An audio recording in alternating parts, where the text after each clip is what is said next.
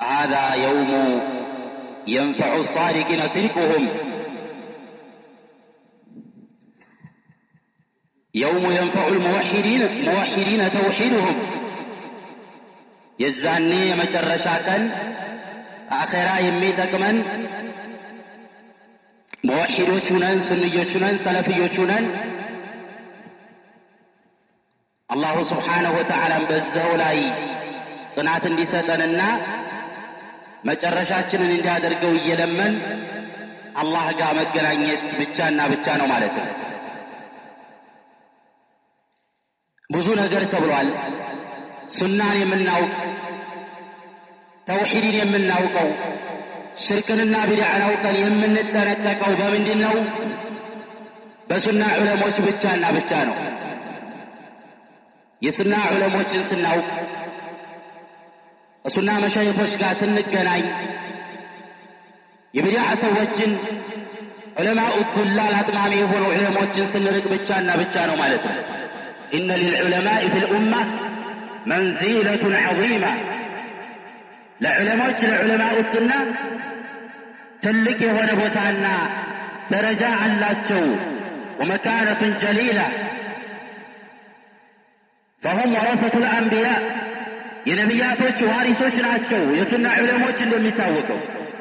ወቃሪየቱል ኡመቲ ኢለል ኸይር ወልሁዳ ይህንን ኡማ ወደ ቅናቸው ወደ ትክክለኛ ወደ መልካም ነገራቶች የሚመሩ ትልቅ ቦታ ሊሰጣቸው የሚገቡ የሱና ዑለሞች ናቸው ማለት ነው። مصداقا لقول النبي صلى الله عليه وسلم إن العلماء ورثة الأنبياء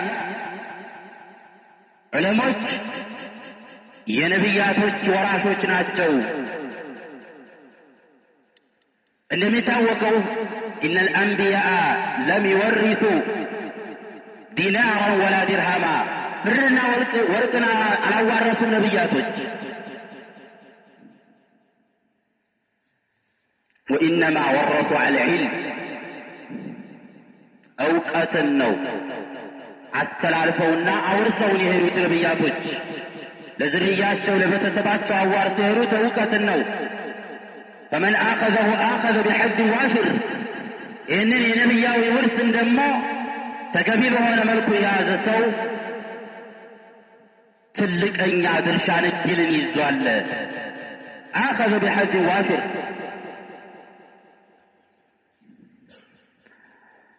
ነቢዩ ዓለይሂ ሰላቱ ወሰላም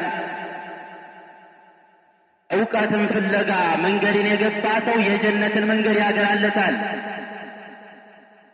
አብዛኛዎቻችን ጣሊበል ዒልሞች ነን። ይህ አላሁ ስብሓነሁ ወተዓላ የሚሰጠው ለየት አድርጎ የሚሰጠው የሆነ ትልቅ ኒዕማና እድል ነው። ነገር ግን የኮለለና ንጹህ ከሆነው ምንጭ ልንቀዳ ይገባል። ሐቂቃ ማለት ነው። ዝም ብለን ማግበስበስ ሳይሆን የትኛው ነው ትክክሉ፣ የትኛው ነው ጥሩ፣ ማንኛው ዓሊም ነው